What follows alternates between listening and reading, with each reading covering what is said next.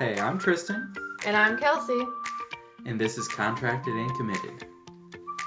So, it all started with one wrong turn and one slightly snappy tone. Classic road trip energy. But let's be honest, getting lost isn't really the problem. No, it's what happens between us when the GPS freaks out, the clock's ticking, and we're both low on snacks. This episode is all about those moments, the ones where the route's unclear, tensions rise, and staying calm as a couple feels like its own kind of detour. We're talking travel tension, car arguments, and how to reroute your relationship when things get bumpy. Because sometimes it's not about the directions, it's about the delivery. So let's get into it. So, we've been traveling for a while, and with traveling comes lots of car rides, right? That's very true. Long car rides, short car rides, dog car rides. No car rides. No car rides. It's all about car rides. I was just going with the flow. Vacation car rides, not even traveling for work car rides. Yeah. Packing cars for car rides. Just car rides. So, why do you think arguments arise in the car so often? What do you think causes those types of things? I think it's just because we're in a confined space. You can't really just walk away.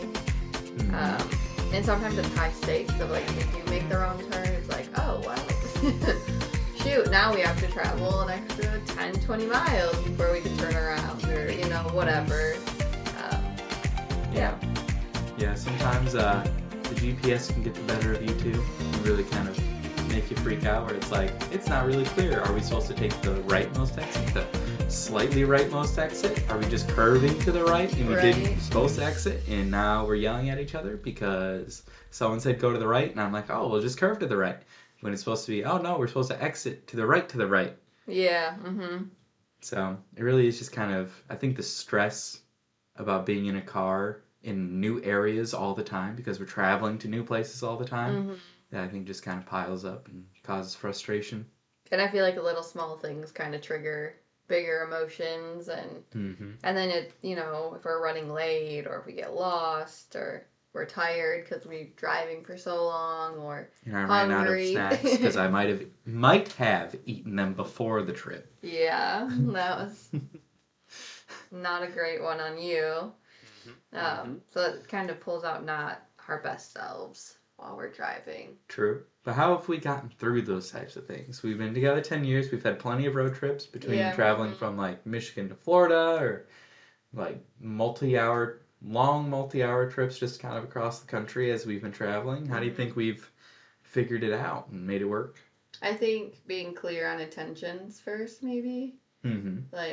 Okay, you're driving first, I'm driving first, whatever it may be. And then whoever is not driving to kind of, have the job of more of the navigator and making sure we are going the right way and supporting the driver and not telling the driver what to do. Not telling the driver what to do?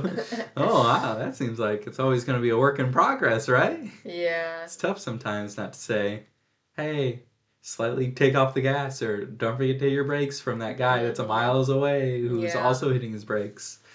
I think it's trust, too. We got to trust who's driving. Because you're not in control when you're not driving. Yeah. So I think that... And we both hate not having control, I think. So that... And I like driving just in general a lot. I don't want to speak for you, but I don't think you like driving too much. But you're willing to do it. I'm willing to do it as long as it's good weather. You know what I mean? I like it if it's good weather and not crazy traffic where I'm stressed out. If I know where I'm going and how to get there, I guess. I think also coming with a plan. Yeah. Because a lot of times when we have a trip coming up, we have a plan. It's kind of where we want to stop or about how long before we'll have, how many stops we want to take. If it's a 14-hour drive. Yeah. You'll be okay, we're probably going to do 3 stops because we have the dog and you need to go potty or I need to go potty. And we just kind of already have that route pre-planned. Where it might not be exact, okay, we're stopping at this exact town. Right, but okay, around this time we are going to be stopping. We're going to start looking for a stop. And it's we're probably going to, get in the car, drive for a little bit, and then we're going to start eating our snacks. Not, I'm going to eat my snacks 2 days before the trip. Well, why are we getting the snacks that early? They're just sitting there, willing to be eaten. You gotta have control of yourself. Mm-hmm. But it's also when we're in the same car, because sometimes we're not. It's the tone, delivery, the attitude of how we're talking to each other. I think that gets misconstrued, I guess, sometimes, especially if one of us is tired or Yeah, and you gotta know how to hungry. communicate to the driver as the co-pilot. So it's like some people, like in my case, I don't want to be reminded like every half mile, like, oh, this X is coming up every half mile for like 4 miles before. While you kind of like what I would consider over communication of like, hey, this is coming up here now, this is coming up in this many miles, and it's like I might think that's over communication, but to you, I think you prefer that because then you really make sure that you're kind of doing exactly what you want. I think for me I like to look at where we're going and how we're doing it, so I know what's coming up. I don't like to be like, oh, we have this like crazy, I don't know, intersection type thing, and like these crazy curve exits, or it's like a weird 4-leaf clover, but you're supposed to get off on one and get on the other, and then actually get off again. And I don't look at it that detailed. It's just like, okay, there's not anything that's going to be hard in this trip, or oh, there's one part that we're going from the rightmost lane to the leftmost lane in a half a mile. Yeah, in a 5-lane highway. Yeah. That I think just knowing like, oh, that's coming up, and not like, oh shit, like setting expectations here it is, for you, and I am jamming to music, totally forgetting that I need to get over, and it stopped traffic, you know.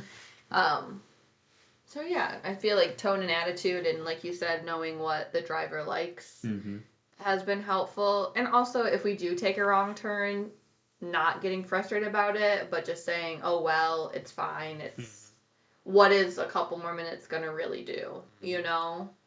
It's like, what is a couple minutes compared to a full-on accident? And if you try to just like swerve over into your exit, it's like, okay, we'll just take the extra few minutes, it's fine. Rather get there healthy and a little late than in a hospital and never. Yeah, because I definitely, there's been times that it's like, oh, if I can't get to the exit, whatever. I'll just take the next one, and then we're going to figure it out. It's fine. That's why we like the GPS, is because it'll reroute for you. Yeah. Rerouting. Thinking back in the day when you just had maps and you just map quest your direction, so you have like a 20-page printed piece of paper, and it's like, well, we went one wrong turn. Now we have no clue how to get to our place anymore. Then they just have to get back. So you break out a physical map. Yeah, have to get back on that same road they were on. There's something I was going to say, but I forgot now. But, yeah. Oh, I was going to say, there is some people that you see that the exit's gone, but they still are like, oh shoot, I'm exiting, and they fly into the exit. I'm like, yeah, that would never be us. That's what I was gonna say. But you never know. Sometimes you miss an exit, and you get to see things you wouldn't have otherwise. You get to see a little town you might not have been able to see. You get to explore and see maybe some more scenic views on a less traveled highway. Even detours. We've always run into detours, of course, most times, and it's like, oh, I'm detouring through the small city that we've never would have seen, and things like that. And sometimes when it is detour, it's like, okay, well, gotta go to the bathroom, let's just stop here, you know, and it changes what we plan to do, but that's completely fine. You gotta be flexible and learn how to adjust to whatever comes your way, because you may have a plan in your head, but a lot of times those plans will get thrown out with one different turn. Right. And I feel like we still have issues communicating in and outside of the car, like not just being in the car, we're just talking about the car because this is a travel podcast. Like communication, can reflect anywhere in and outside of the car in your relationship of how you communicate and trust one another. Just kind of gets heightened in the car because you're trapped. Yeah, you can't walk away. A lot of people walk away and come back and regroup or whatever, and it's awkward if you're like, I just need a minute, and then it's like silent. Yeah, you're just like right next to the person. I said, I need a minute. Okay, well, we're right here still, so still have to give a minute. And we're both human still, like old habits and stress responses still creep in, and we just have to we have kept each other in check of like, hey, you're being a booty butthole, or hey, that's making me feel, inferior or whatever it may be. Mm-hmm. And we can't take the stress out on each other too, which True. sometimes I think I do a lot. And so that's something that I always have to keep myself checked in at too. It's definitely something you've worked on in our 10 years together that I've seen plenty of improvement on, where it's like, okay, you've learned, I think you recognize it a lot easier than what you might have used to, where it's like, oh, I really did kind of take out some frustration about something else on Tristan. Mm-hmm. And that goes both ways too. It's like, I don't have things that I stress about too much in general, but I'm not saying there isn't times where I do the same. Yeah, I think it's because, like, we're each other's person, so it's kind of, who else are you going to be talking about it? And then it just kind of gets escalated, talking about your stressors, and then it seems like they're coming at you, and in reality, we're not trying to come at each other, but it just kind of comes off that way. So that's why the delivery is important when communicating and arguing and tempers are high. And when you're only with each other, like when we're in a state away from family, it's like we only have each other. Yeah. There isn't too much we can communicate with other people. Yeah. Or as easily with other people. Or it's like, especially okay, we really just have to like communicate with our one person that we have here. Yeah. So. Because I at least like made, I would say, decent friends. I'd hope they'd say decent friends in work at those places. But for you, it's like you don't really get to meet new friends unless I bring them into your life, or I meet them at the golf course and it's some 75-year-old guy named Chuck. Was there actually a guy named Chuck? No. A guy named Richard. Shout out Richard, the homie. he was pretty nice. Richard was nice, yeah. And I think also for me, taking like a deep breath or a couple has helped regulate my stress, anxiety, any of those things. So that's just something to take into account. And with those types of things, it's not like they're ever really going to go away. I mean, anxiety is it's going to be there. And I think it's just a matter of learning how to deal with when it comes up. Recognizing it. So then it doesn't spiral too. Yeah, recognition into accepting like, hey, I am kind of having like a anxiety attack here or something, and saying, even communicating that to me, like, hey, I need help right now because I am spiraling at this moment. That way I can do what I can to assist you. Yeah. I don't think I spiral that much, but... No, I don't think so either. Recently, anyways. Yeah. Maybe. I think, especially, I guess, getting a little off topic, like, work right now, very stressful, just because I don't know how to do the job yet, and the person that I was working under is finally now retired.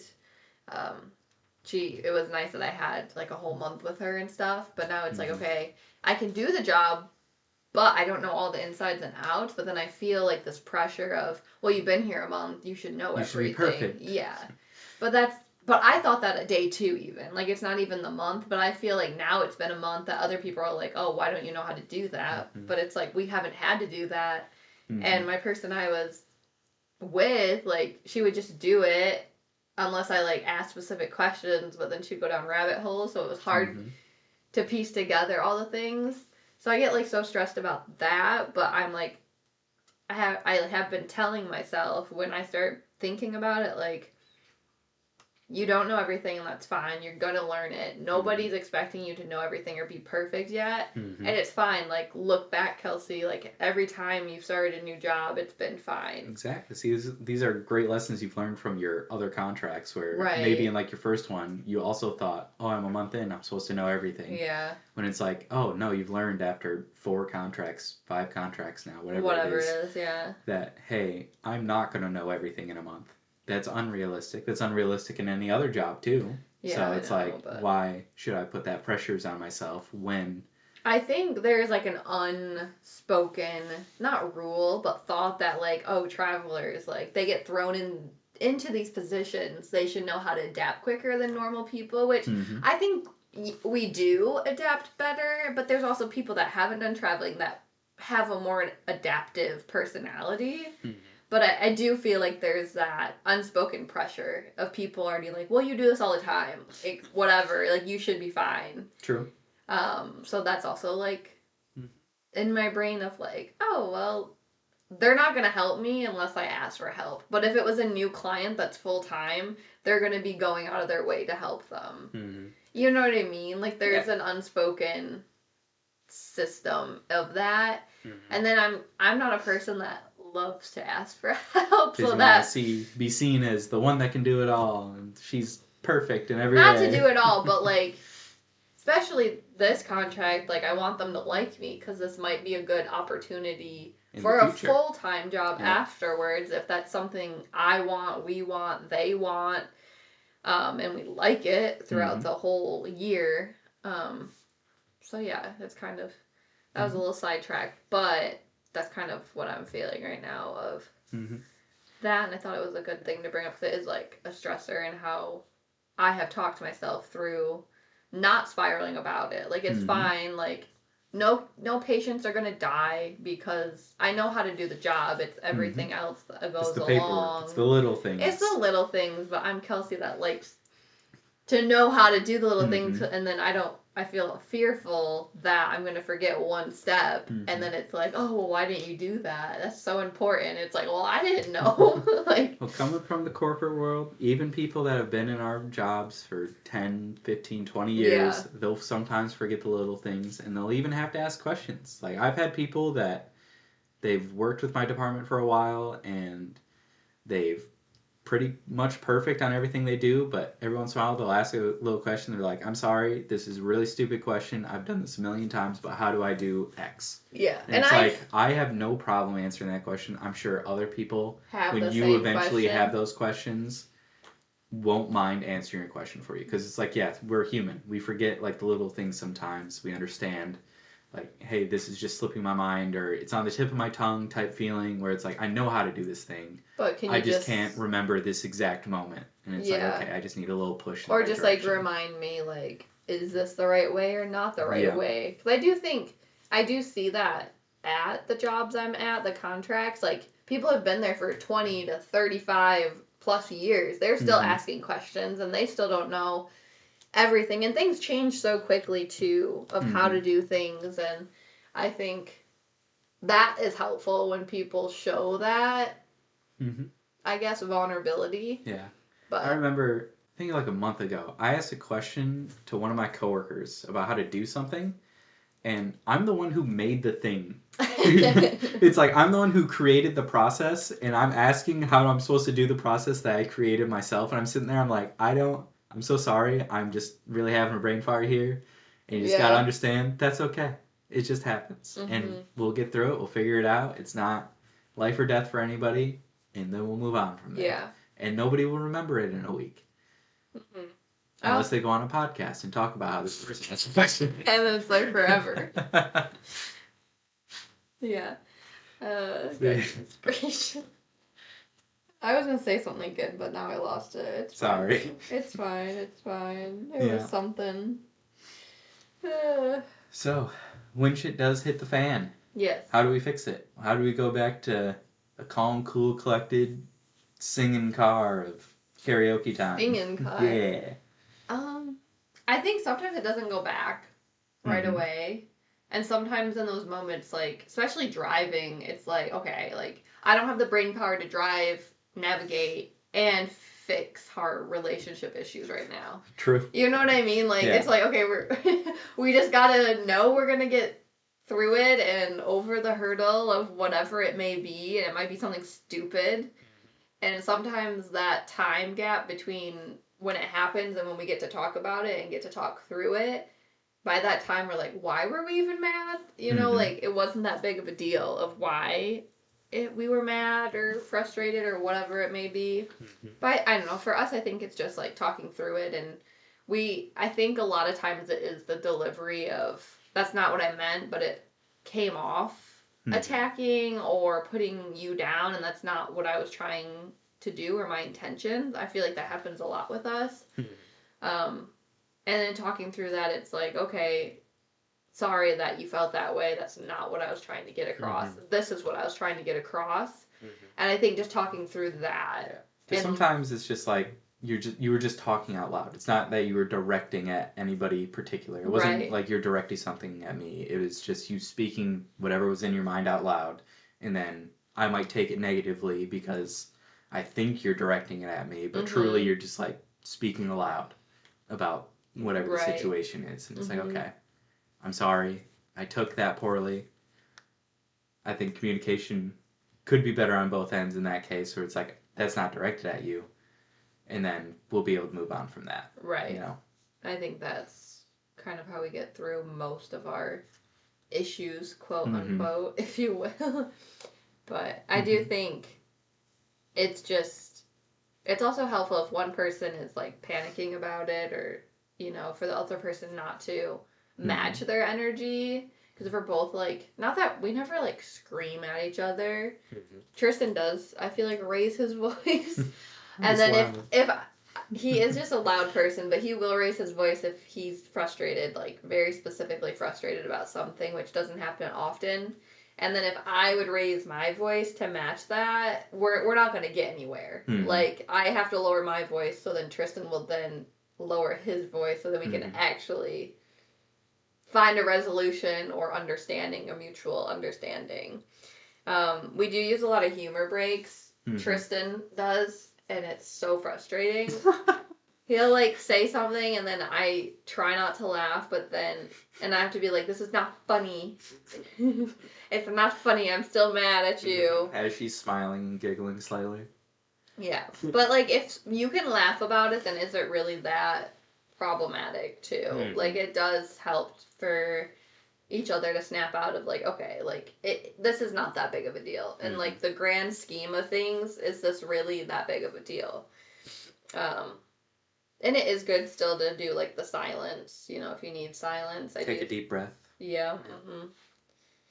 I also like turning off the music. I'm a person that turns down the music when we get closer to places, too, and it bothers Tristan. Like, I'll be driving, and she'll turn down the music so she can focus. I'm like, what's going on here? I can't think. I just can't think when the music's going that loud. He has it so loud. Sometimes I'm like, I just need to think. And I do turn down the music when I'm like, I'll turn down the music like half mile before we get home. Like when we turn onto a road, I'm like, music down, like we're pulling in, like the neighbors can hear our loud music. Yeah. Like I don't know why. That loud. No, I don't know why I do it. I also do that like going into like turning into work, turning into any parking lots, parking lots, I don't know. It's just a habit, and I don't know. Any people can. Maybe I'm just crazy. It's fine. Snacks are good too. Yeah. Because Tristan gets mad because he didn't have any snacks on our last big trip. It's because I ate them before. Yeah, it was his own fault. And then he put it on me because he's like, you didn't buy enough snacks. I just had these... He said, I had these measly crackers. Yeah, I had like some crackers.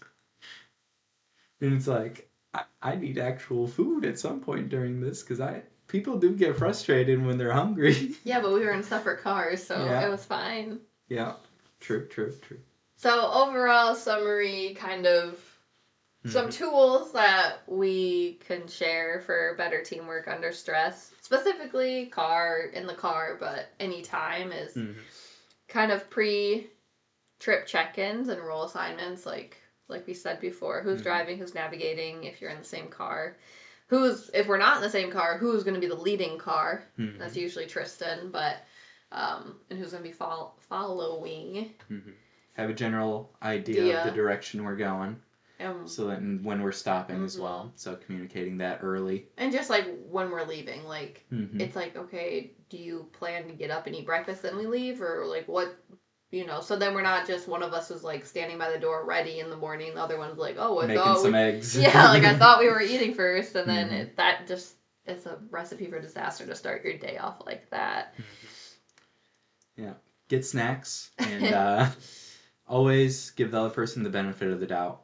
I know it's going to be very hard in the time that you are frustrated, but it's like, okay, this is the person you chose to be with. There's probably a reason why. Right. They probably have their own reason why they're doing something. They're not here to specifically be mean to you.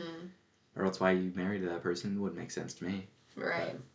And then knowing when to stop and reset. Like, if you need... It's like, okay, I really just need to stop and, like, stretch my legs, or I need to go to the bathroom, or, like, baby Tristan, I really need more snacks.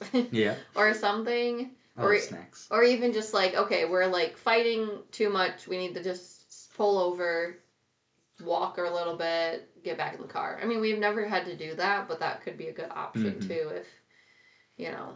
And all these can reflect into normal life too and not have to be in the car. You know, stop and reset. Yep.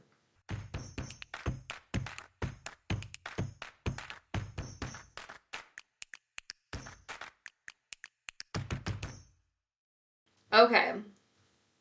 For the couple check-in, the question is, or our prompt, if our relationship had a travel motto, what would it be? Do you have one? You go first while I think.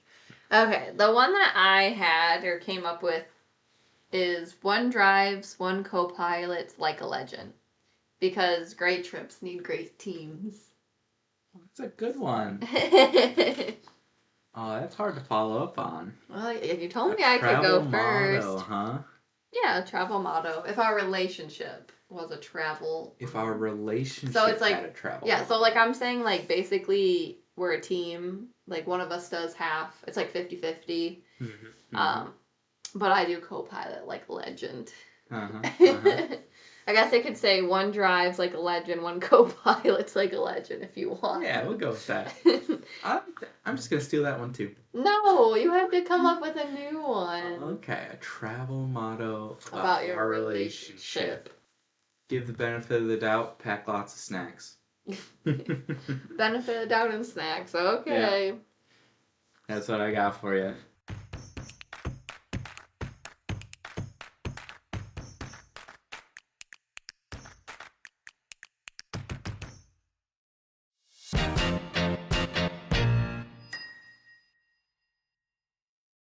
Here's your quick PT tip for the road. If the tension's high, your body probably feels it too. So when you stop the car, move with purpose. And this is something we do.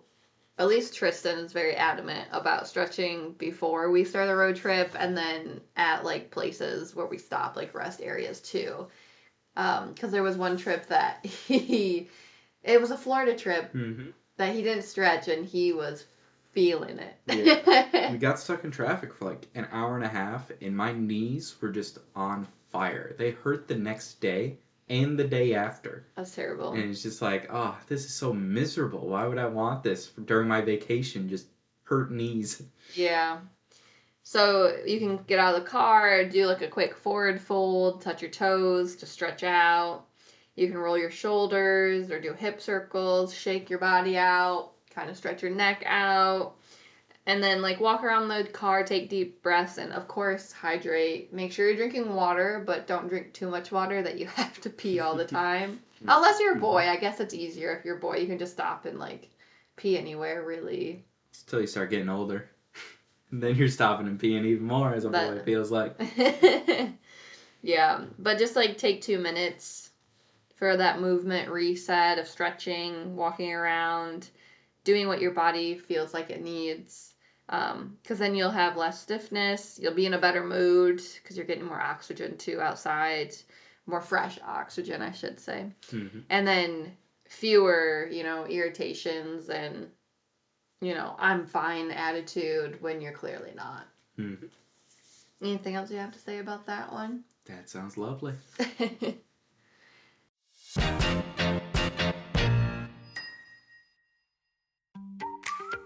So here's what we want you to remember this week.